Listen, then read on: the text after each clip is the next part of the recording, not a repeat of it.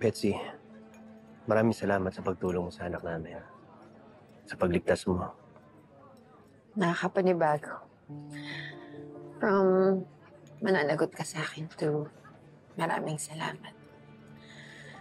Hindi naman pala kita solid basher at judger. Ano man mabait ka lang sa akin dahil BFF na ulit kami ni Gina. Kung ako tatanungin mo, mas gusto ko na to. Wala tayong pakialamanan. Pero parehas tayong stuck sa mga asawa natin at gusto talaga ni Gina makipag-ayos sa'yo. Gusto ko lang talaga magpasalamat sa'yo. Yun lang. Kaya kita kinausap ngayong gabi.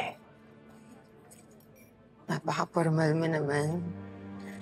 Kulang na lang, bigyan mo ako ng break of appreciation. Betsy, ayoko lang isipin mo na hindi ako marunong tumanaw ng utang na loob. Alam mo, school ka pa dyan siniin mo. Hindi ako sanay na ganyan ka.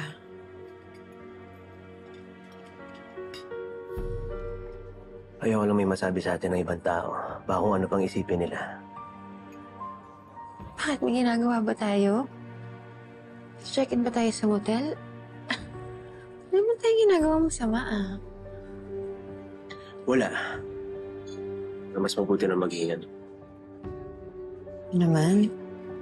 Makapagsalita ka naman para namang nangangagat ako. Diba, ikaw na nga nagsabi na stuck tayo at nakatira tayo sa isang bahay. Para tayong nasa bahay ni Kuya, Big Brother. Paano yun? Mag-iwasan na lang tayo?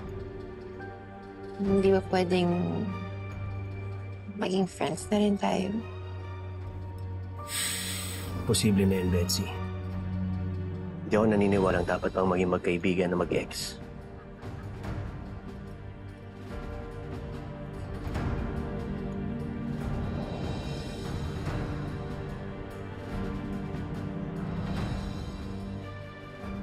Kahit na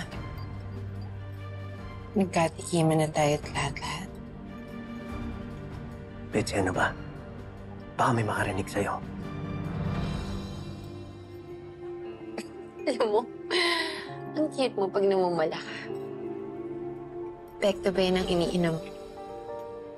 Or dahil sa akin? Mauna na ako. Babalik na ako sa Maguinao. Sandali. Wala ba akong hug?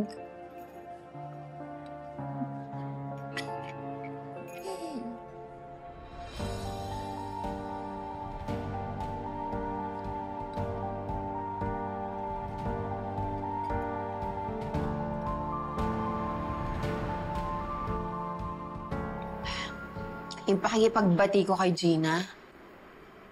Magic. Ha? Pang Grand Slam Best Actress ang acting mo, bakla. Paniwalang-paniwala mo si Gina ng friend talaga kayo. Oo nga. Bakit hindi mo nalang totohanin? Sa true lang ha, parang okay naman maging friend si Gina. Oy, gaga. Ay. Kaaway yun. May bilbusang ko yun. Na, yung pagligtas mo doon sa bata, totoo yun? Ano yan? Gusto mo monumento? Ba't kailangan magpakabayani para sa mga traidor na yun? Nay, hindi ko rin alam. Ewan ko ba? Basta hindi na ako nag-isip. Matik. Niligtas ko si Mindy. Hindi kasi naisip ko, baka planado mo lahat yung aksidente. Grabe naman kayo, Nay. Hindi naman ako mamamatay tao. Oo, malay ko naman. Kung gano'n ka kadesperada para makaganti dun sa mag-asawa. Nay, hindi ko naman planado yung pagliligtas ko kay Mindy. Eh siguro kung ikaw yung nasa sitwasyon ko, ganun din naman yung gagawin mo. Oh, hindi ah. Hindi ko naman kaano-ano yun eh. Nay, si Mindy, nag-iisang apo ni Robert. At ngayong hero ako sa mga mata ng asawa ko at sa ex-boyfriend ko at BFF ko, pwede ko na silang paglaruan at paikutin. Nung tayo dyan. Oh, cheers tayo. Cheers na lahat. Ay, Cheers alak yan? Alak yan? Ay, sa tingin mo, Diyos. Tanga rin talagang kausap. Kala ko mahina na siya. Mukul yung paa niya eh.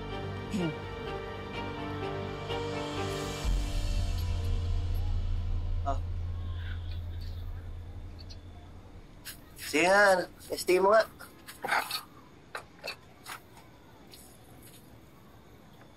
Okay na. Yun! Sayang, partner. Sana pinagbigyan mo si Betsy. Dapat humingi ka ng kiss, sabay hug. Raulo ka talaga. Pero seryoso, akala yata ni Betsy easy boy ka lang. Pero paano yan? Paano kung ituloy ni Betsy na magpakita ng motibo sa'yo? Di mo naman pwede sabihin niya kay Gina o kaya sa tatay niya. Hindi ko naman siya lalapitan eh. Iwasan ko siya. Mahirap yan. Nakatama si Betsy. Nasa isang bubong lang kayo. Eh, tumira naman ako doon para kay Gina. Pero tama sila. Iba daw ang kamandag ng mga ex. Kaya partner, mag-iingat ka. Huwag ka magpapatok lang sa kanya. Alam mo pre, yung ulo ko dito ginagamit ko. Hindi ulo sa baba. Hindi ko sisirain yung pamilyang para lang sa init ng katawan.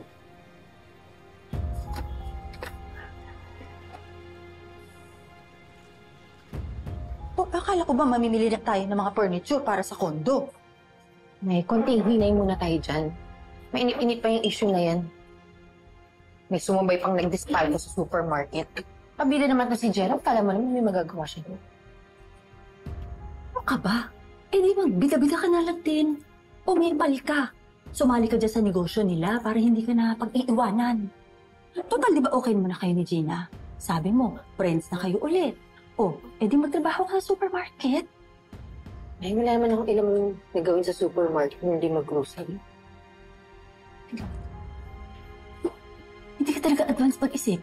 Kung yung ordinaryo na empleyado nakakulimbat na salapi dyan sa supermarket na yan, imagine mo kung ano ang pwede mong gawing magic kung ikaw ang nandoon. Gets mo?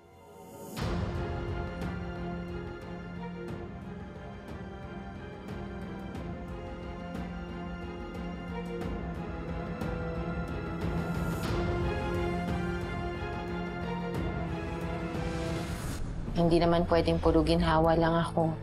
So kung makatulong sa'yo, pamilya natin. Let me tell you one thing. Never leave your king